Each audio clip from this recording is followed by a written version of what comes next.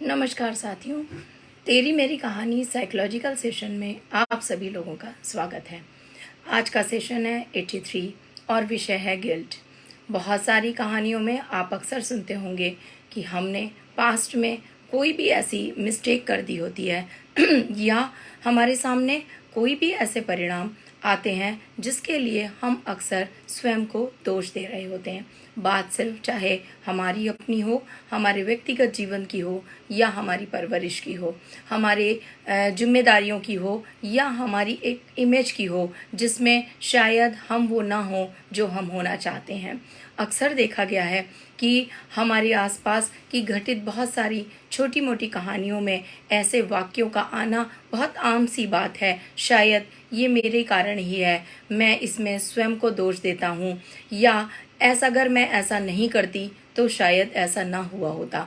ऐसे वाक्यों के साथ लंबे समय तक जिंदगी को बिताना या हर रोज की दिनचर्या में ऐसे वाक्यों का बार बार हमारे अंदर आना ये बताता है कि हम कहीं ना कहीं किसी प्रकार की अपराध बोध की भावनाओं से ग्रस्त हैं। हमारे मन के अंदर वो क्लैरिफिकेशन या वो कंफर्मेशन जिसमें हम संतुष्ट होते हैं जो हमने किया या जो हम कर रहे हैं, क्या ज़रूरत थी और क्या चीज़ हमारा निर्णय जिस चीज़ के लिए हमको बार बार प्रेरित कर रहा है या जिस व्यवहार को हम निरंतर करते जा रहे हैं उसमें अपराध था या नहीं था। मात्र परिणाम आने के अनुसार ही हम ये तय कर लेते हैं एक तरफा कि हम अपराधबोधी हैं। साथ में कई बार ये अपराध बोध सामाजिक एक अवधारणा का भी बार बार हमें इंडिकेट करता है या बताता है कि अगर आप किसी एक निरंतर कार्य को कर रहे हैं और जिसके परिणाम अच्छे नहीं आ रहे तो अक्सर यह कहा जाता है कि आपने जरूर कोई ऐसा दोष किया या आपने कोई गलती करी या आपने कोई अपराध किया जिसकी वजह से ये सकारात्मक परिणाम आपको नहीं मिल पाए। वो सकारात्मकता अक्सर एक पेरेंटिंग में देखी जाती है। आज इंटरनेशनल सेल्फ केयर डे है, तो आइए आज इंटरनेशनल सेल्फ केयर डे में हम इस बात पर विचार करें और इस बात को सीखें कि कैसे हम अपने गिल्ट को नेविगेट करें और साथ में अपनी गिल्ट प्रॉन्स एरियाज में रोज काम करें, जिससे कि हम एक लंबे समय बाद या हर रोज की दिनचर्या में ऐसे वाक्यों को ना फील कर पाएं कि शायद मेरी ही गलती है, मैं ही गलत हूँ, मैं ही अच्छी परवरिश नहीं दे सका या मेरे अंदर ही मेरी पर्सनालिटी कॉन्फिडेंट नहीं है, वगैरह वगैरह। अक्सर मेरे यहाँ बहुत सारे केसेस में मैं देखती हूँ जब एक माँ मेरे पास अपने बच्चे के लिए आती है, वो भी कंफर्म नहीं होती वो क्या कर रही है और क्या उसने किया। वो अपने बच्चों के छोटे छोटे से फेलियर में अक्सर ये कहती नज़र आती है, शायद इसमें मेरी ही गलती है, मैंने अपने बच्चे के साथ ये बोल दिया था या ऐसा व्यवहार कर दिया था।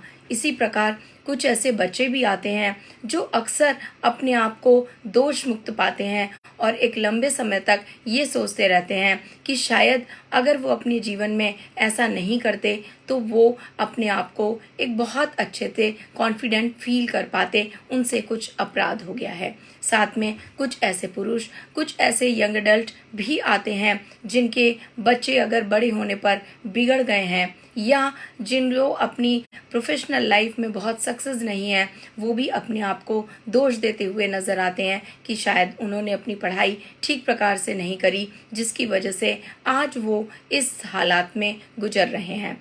इस प्रकार के लोगों का निरंतर आना हमें हमारे विषय की तरफ नज़दीक ले जाता है और विषय की तरफ इशारा करता है कि शायद इस विषय पर बहुत गहरी कुछ चर्चाओं की आवश्यकता है।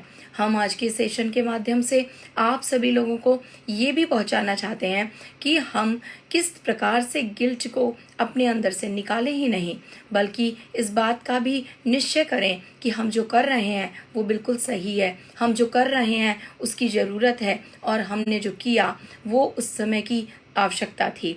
आपका जो डिसीजन मेकिंग है, आपका जो सोचने का तरीका है वो इतना कुशल हो, वो उसमें इतनी स्किल्स हों कि आपको ये जो शक, गिल्ट या अपने अंदर शेमफुलनेस की फीलिंग है ये बिल्कुल ही एलिमिनेट रहे।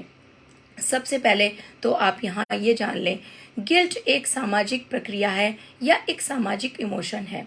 सामाजिक इमोशन इसको इसलिए कहा जाता है क्योंकि अक्सर बहुत ही आम भाषा में हम इसको एक दूसरे के साथ व्यक्त कर रहे होते हैं। बहुत सारी ऐसी सक्सेसफुल और अनसक्सेसफुल सिचुएशन में हम हमेशा बढ़ चढ़कर अपनी पीठ थपथपा रहे होते हैं या स्वयं को कोस रहे होते हैं। ये दोनों ही हालात अक्सर सामाजिक जो हमारे ग्रुप होते हैं उनके साथ ही इसका लेन देन होता है। बहुत ही कम समय ऐसा देखा जाता है कि जब व्यक्ति अपने अंदर भी इस भावना को ग्रसित कर लेता है, किंतु अगर हम गहराई से नजर डालें तो ये जो हमारे अंदर स्वयं के अंदर हमारी अपराध बोध की भावनाओं का से ग्रसित होना है, ये भी एक सामाजिक परिदृश्य से ही पैदा की हुई होती है। क्योंकि बार बार लोग आपको बता रहे होते हैं आपकी कमियों के लिए, बार बार लोगों के द्वारा चर्चा करने पर ये सिद्ध हो जाता है कि आपने गलत किया या आप गलत कर रहे हैं। अगर आपका बच्चा जिद्दी हो रहा है, अगर आपका बच्चा आपकी बात नहीं मानता, आपके बच्चे आपके आगे जवाब देते हैं, या आपको लगता है कि आपकी इमेज उतनी अच्छी नहीं है जितनी आप एक्सपेक्ट करते हैं या होनी चाहिए, सभी विषयों पर अगर हम देखें तो इसमें सामाजिक परिदृश्य में इस पर चर्चा होती है। घर के लोग एक दूसरे पर दोषारोपण करते हैं, घर के लोग एक दूसरे को दोषी ठहराते हैं और बार बार निरंतर ये इमोशन सोशल सर्कमस्टेंसेस में निकल कर आता है कि हाँ, मैंने कुछ अपराध किया है, मुझसे कुछ गलतियां हो गई हैं। पहले ये वर्तमान में सिर्फ मात्र गलती तक सीमित रहता है। वर्तमान में व्यक्ति सिर्फ ये मान के चल लेता है मुझसे गलती हो गई, या लोग उसे ये बता रहे होते हैं तुमने गलत किया। किंतु धीरे धीरे जैसे जैसे ये पुराना होता जाता है, ये मैच्योर होता जाता है, ये गिल्ट में यानी कि अपराध बोध की भावना में ग्रस्त हो जाता है। तो सबसे पहले आपको ज़रूरत है कि जब भी आप ऐसे सामाजिक ग्रुप में बैठें, उसका हिस्सा बने, चाहे वो परिवार के बड़े हों या छोटे हों, आपका जीवन साथी हो या आपके कलीग्स हों या आपकी फ्रेंड्स हों, कोशिश करें जब भी आपको कोई अपराध बोध करवा रहा हो, जब भी आपकी गलतियों को कोई बता रहा हो, तो आप उसे एज इट इज़ ना स्वीकार करें, ना माने कि आप अपराधी हैं, बिल्कुल ना स्वीकार करें कि आपने जो किया वो अपराध किया है। आप देखेंगे कि आप आज के किए हुए गलत चीज़ को देर से स्वीकारने या रुक कर स्वीकार करने या उसकी स्पष्टता के बाद उसे स्वीकारने के अगर दौर से या उसके स्टेप्स को फॉलो करेंगे तो आप गिल्ट प्रॉन से बच जाएंगे। किंतु ऐसा नहीं होता। आपका साथी या आपके घर के बड़े, आपके बच्चे या आपके फ्रेंड्स लगातार आपसे अगर कहते हैं कि आपने अपने बच्चे के साथ या अपने साथ ये गलत किया है और आप उसको वहीं अपनी गलती को स्वीकार कर लेते हैं, यानी कि आप इन्फ्लुएंस्ड हैं, आप प्रभावित हो रहे हैं लोगों की विचारधारा से। ये आपका मन का अपना बिल्कुल एक प्योर अपराध बोध नहीं है, ये लोगों के द्वारा इंजेक्ट किया हुआ आपके मस्तिष्क में, आपके मन में और आपके व्यवहार में क्रिएट कराया हुआ अपराध बोध है। आपको इससे बचना होगा कि कैसे हम इस अपराध बोध की फीलिंग से बच सकते हैं। अगर हम अपराध को प्रिवेंट करना चाहते हैं तो सबसे पहले हमको एक संक्षिप्त रूप में एक सपोर्ट, अपने जितने भी सपोर्ट हैं, हमारी जो इंफॉर्मेशन है या नॉलेज है, हमारी जो समझ है अपने वातावरण को लेकर के, हमारी जो एक मस्तिष्क की हमारी क्षमताएं हैं, क्या करना है क्या नहीं करना है, डू एंड डोंट्स को लेकर के, अगर आप अपने अंदर उन सारी चीज़ों को सबसे पहले समेकित करते हैं, यानी कि उनको इकट्ठा करते हैं, आपकी नॉलेज किसी काम को करने के लिए, किसी बात को समझने के लिए, वो सब क्या है, इंफॉर्मेशन, सपोर्ट क्या है, क्या आपके पास एक्सपर्ट्स हैं, क्या आपने ऐसा तो नहीं कि अपने बच्चे के साथ क्या करना है क्या नहीं करना है अपने दोस्तों के साथ सुना है, उनके साथ चर्चा करिए और मात्र इसको अपना विचार बना लिया है। मेरे पास कई बार क्लिनिक में ऐसे केसेस अक्सर आते हैं जो कहते हैं कि हमारे फ्रेंड्स के साथ बात हो रही थी तो उन्होंने कहा कि बच्चे के साथ ऐसा व्यवहार करना चाहिए। हम लोगों का फैमिली फ्रेंड का ग्रुप है जिसमें हम ये सोच रहे थे, वो कह रहे थे कि ऐसा करना चाहिए और ऐसा नहीं करना चाहिए, यानी कि चंद लोगों के द्वारा कही हुई बातों से आपके विचार का बनना या आपके मस्तिष्क में इस बात का एकत्र होना कि ये सही है, ये गलत है, ये सिर्फ एक पक्षपातपूर्ण व्यवहार या पक्षपातपूर्ण विचारधारा हो सकती है। आपको इसकी गहनता पर जाना पड़ेगा, सारी इंफॉर्मेशन सपोर्ट को समेकित करना पड़ेगा, इकट्ठा करना पड़ेगा, नॉलेज को आपको बहुत सारे प्लेटफॉर्म से लेना पड़ेगा, अच्छा लिटरेचर पढ़ना पड़ेगा, अच्छे इंफॉर्मेशंस को कलेक्ट करना पड़ेगा, आपको एक्सपर्ट से एडवाइस लेनी पड़ेगी अपने उस व्यक्ति के लिए या स्वयं के लिए। आप जो कर रहे हैं या किया या करना चाहते हैं उसको बहुत बार आपको उसको बार बार देखना पड़ेगा, सोचना पड़ेगा, समझना पड़ेगा, तब आप जाकर अपने गिल्ट प्रॉन्स एरियाज को प्रिवेंट भी कर सकते हैं या उसको नेविगेट भी कर सकते हैं। अगर आपके अंदर गिल्ट आ गया है तो आप दूसरों की सुनी सुनाई बातों पे ना जाकर स्वयं अपनी इंफॉर्मेशन, नॉलेज, अंडरस्टैंडिंग उसको ज़्यादा महत्व दें। साथ में आपकी जो अंडरस्टैंडिंग है उसका एक यूनिकनेस होनी चाहिए, वो हर सिचुएशन के साथ उसमें ये गुण होना चाहिए आपकी समझ में कि वो जो एक यूनिकनेस है यानी कि एक नयापन है वो हर सिचुएशन के साथ क्रिएट कर पाए। ऐसा नहीं कि आप अपने एक बच्चे के साथ जो करते हैं दूसरे के साथ भी वही करें। ऐसा नहीं कि जो आप अपने परिवार में व्यवहार करते हैं वो अपने वर्क प्लेस पर भी करें। आपको समझना होगा कि आपकी समझ में एक नयापन आना चाहिए, आपकी समझ में एक हर समय नएपन को स्वीकार करने की भी क्षमता होनी चाहिए। अगर आप नई चीज़ों को स्वीकार करते हैं तो आप पुरानी चीज़ों को छोड़ना सीख जाते हैं, पुराने तौर तरीकों को छोड़ करके नए तौर तरीकों को अपनाते हैं, उन चीज़ों को ज़्यादा महत्व देना शुरू कर देते हैं जो रियलिटी से कनेक्टेड हैं या प्रैक्टिकल हैं। प्रैक्टिकल होना कोई बुरी बात नहीं है। अक्सर हम लोगों से कहते हैं कि वो व्यक्ति बहुत स्मार्ट है और वो बहुत प्रैक्टिकल है। इसको अक्सर नेगेटिव रूप में देखा जाता है कि शायद प्रैक्टिकल होना, रियलिटी ओरिएंटेड होना गलत है। जी नहीं, ये हमारी पर्सनालिटी का एक बहुत स्ट्रॉन्ग ट्रेट होता है कि हम कैसे पुरानी चीज़ों से बाहर आते हैं और कैसे नई चीज़ों को स्वीकार करते हैं।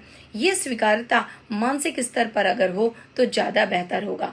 अक्सर ये स्वीकार्यता हमारे वेशभूषा और हमारे आव भाव में ही बस सीमित रह जाती है। हमारी मानसिकता में किसी भी प्रकार का नयापन और नई चीज़ों को एक्सेप्ट करने की क्षमता का अभाव होता है।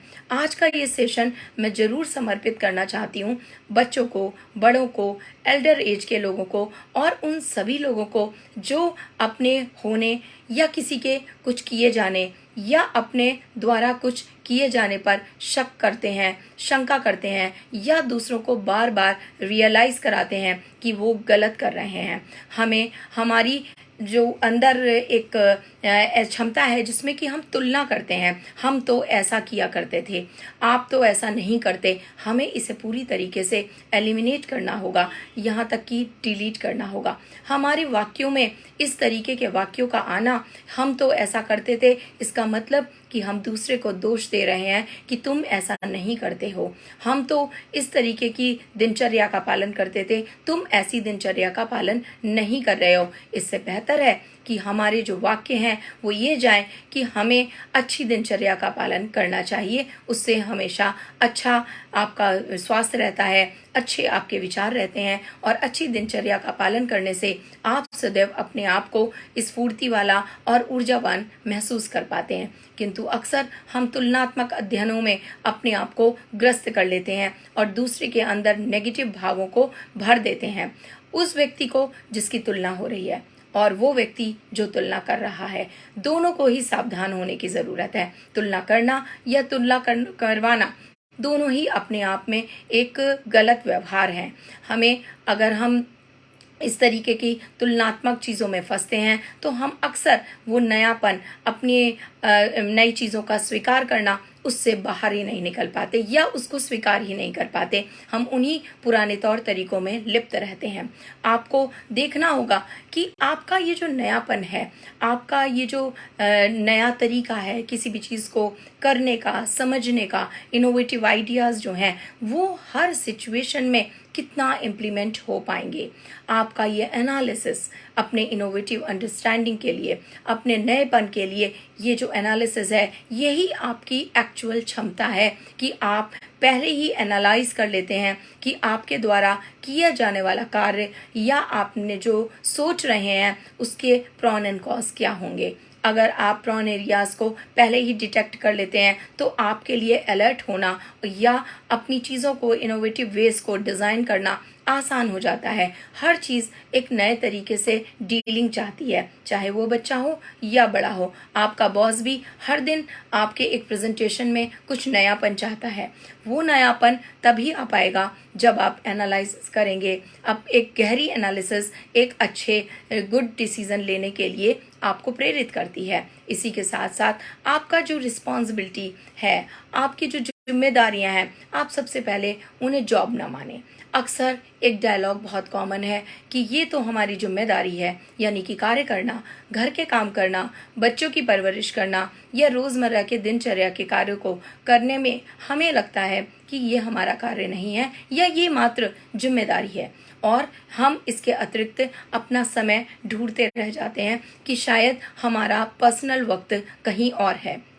जी नहीं, आपके द्वारा सोचा हुआ हर कार्य, किया हुआ हर कार्य, हर विचारधारा जो आपने अपने 24 घंटे के अंदर की है, चाहे वो आपने खाना खाया है या किसी मित्र से बात करी है, आपने अपने बच्चे को पढ़ाया है या आपने खाना बनाया है, आपने ड्यूटी करी है या आप कहीं घूमने गए हैं, वो सारा ही समय आपका है।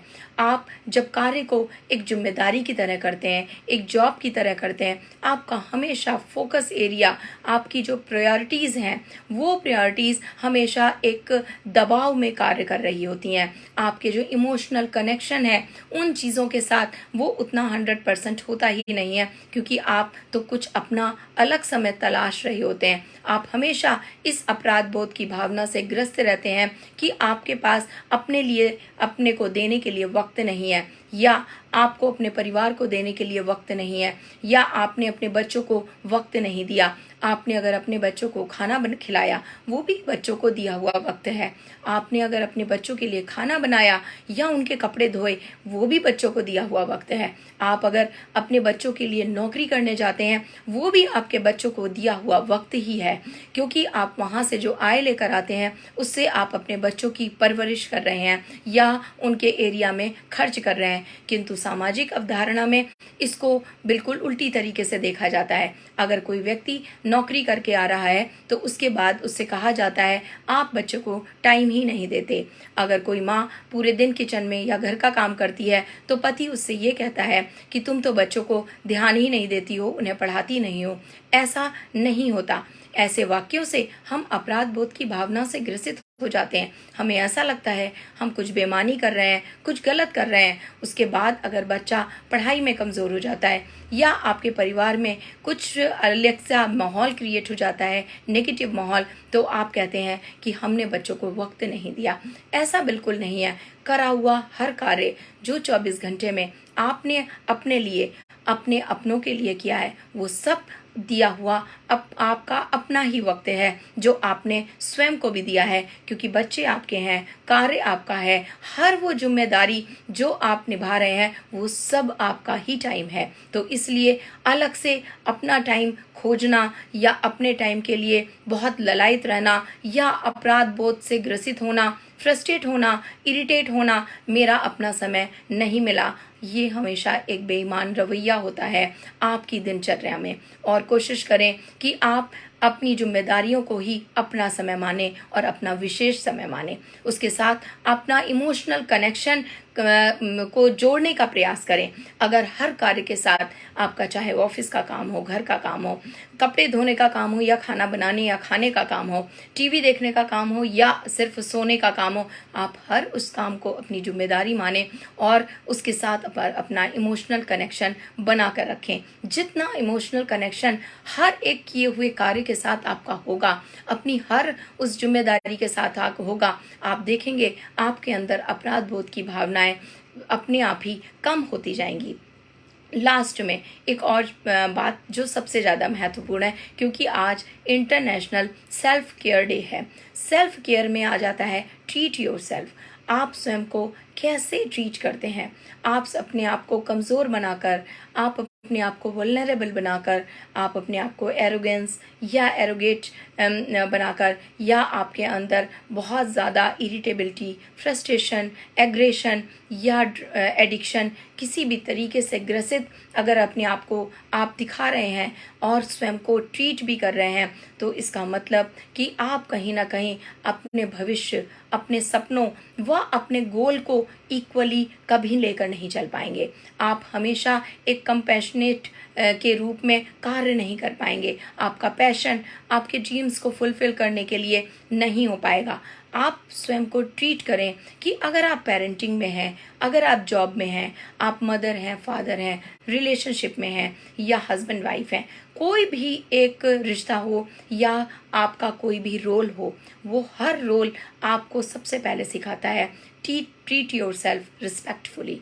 आप स्वयं को नीचे गिराकर, क्योंकि आप तभी स्वयं को नीचे गिराते हैं जब कोई और व्यक्ति आपके ऊपर उंगली उठाता है, और वो उंगली तभी उठाता है जब आपका कन्फर्मेशन और कॉन्फिडेंस और डिसीजन मेकिंग इन्फ्लुएंस्ड होते हैं, यानी कि दूसरों से प्रभावित होते हैं, आपकी अपनी नॉलेज पर बेस्ड नहीं होते, आपकी इंफॉर्मेशन और अंडरस्टैंडिंग भी जस्टिफाई नहीं कर पा रही होती कि आप जो कर रहे हैं वो सही कर रहे हैं। इसके बाद आप स्वयं को गलत तरीके से ट्रीट करने लगते हैं। आप सोचने लगते हैं मैं बेकार हूँ, मैं खराब हूँ, मैं अच्छा व्यक्ति नहीं हूँ, मैं जो कर रहा हूँ सब मेरी गलती है, मैंने कुछ भी लाइफ में अच्छा नहीं किया। और ऐसा इसलिए कह रहे होते हैं क्योंकि बार बार आपको बोला जा रहा होता है आप तो कभी कुछ काम सही करते ही नहीं हैं, आपको तो हमेशा गुस्सा आता रहता है, आप तो कभी समय ही नहीं देते, आप तो हमेशा अपने दोस्तों में रहते हैं। धीरे धीरे करके ये सारे डायलॉग आपके अंदर अपराध भाव को बढ़ा देते हैं और आप स्वयं को एक बहुत ही दमित व्यक्ति मान करके अपने आप को डील कर रहे होते हैं या ट्रीट कर रहे होते हैं। आप देखते हैं कि आप अपने गोल से भ्रमित हो जाते हैं क्योंकि आप हर समय तो दुखी हैं, हर समय अपने आप को दोष दे रहे हैं, हर समय अपने आप को कमज़ोर मान रहे हैं, हर समय अपने आप को खराब अंकित कर रहे हैं लोगों के सामने। अगर लोगों के सामने नहीं भी करते हैं तो मन में आपके कुंठा जागृत हो जाती है। जब कुंठा आ जाती है तो आपके अंदर कुछ नया करने के लिए, कुछ बदलाव करने के लिए, कुछ चीज़ों को अच्छे बेहतर तरीके से समझने के लिए सभी का अभाव हो जाता है। अगर आप चाहते हैं कि आप एक अच्छे तरीके से जीवन जिए, आपके अंदर अपराध बोध ना हो, तो सबसे पहले आपको अपने आप को सम्मान देना पड़ेगा। आपको अपनी नॉलेज और इन्फॉर्मेशन पर एक प्राउड फील करना पड़ेगा। आपको जानना होगा कि आप निरंतर लर्न कर रहे हैं, आप निरंतर सीख रहे हैं। सीखने को बंद डिब्बे में डाल देना और अपनी पुरानी मानसिकता को या विचारधारा को ये मान लेना कि उसने सब कुछ सीख लिया है, सबसे बड़ा भ्रम है। आप कोशिश करें ऐसे भ्रमों से बाहर निकलें और अपने आप को एक नया सवेरा, नया उजाला दें जिसमें आप महसूस कर पाएं कि आप एक गिल्ट फ्री लाइफ जी रहे हैं। आपने अपने गिल्ट को नेविगेट कर लिया है और आपके अंदर किसी भी तरह की कोई अपराध भावना नहीं है। ना ही अपराध का बोध दूसरे को कराएं, ना ही अपराध का बोध स्वयं में करें। कोशिश करती हूँ हमारे जितने भी सेशन हैं वो आप तक एक भली प्रकार, बहुत ही एक सामान्य सी भाषा में अपने व्यवहार को परिवर्तित करने या खुद को ट्रांसफॉर्म करने या समाज में कुछ परिवर्तन लाने के लिए ज़रूर लाभदायक होंगे। आप हमारे हेल्पलाइन नंबर 9411-731-750 पर जुड़े रहें। आपके जितने भी विचार हैं, आपकी जितनी समस्याएं हैं, आपके जो भी सुझाव हैं, वो हम निरंतर अपने सेशन में डायरेक्टली इनडायरेक्टली बहुत सारे माध्यमों से ऐड कर लेते हैं। जितने भी लोग हमें इस एक सेशन से दूसरे सेशन के दौरान मिलते हैं, कहानी का विषय भी उन्हीं के आधार पर तय होता चला जाता है। इसीलिए ये कहानियाँ आपकी और हमारी, हम सब की ज़िंदगी से बहुत मेल खाती हैं और आशा करूँगी कि आप अपने जो भी कमेंट्स हैं, जो भी आपकी लाइकिंग है, डिसलाइकिंग है, वो ज़रूर हम तक पहुँचाइए। ऐसे ही अपना विश्वास और अपना प्यार हमारे साथ बनाए रखने के लिए आज के सेशन के साथ आपको से अलविदा लेती हूँ। नेक्स्ट नए एक विषय के साथ आप सबसे फिर से मिलूंगी। तेरी मेरी कहानी साइकोलॉजिकल सेशन। धन्यवाद, नमस्कार।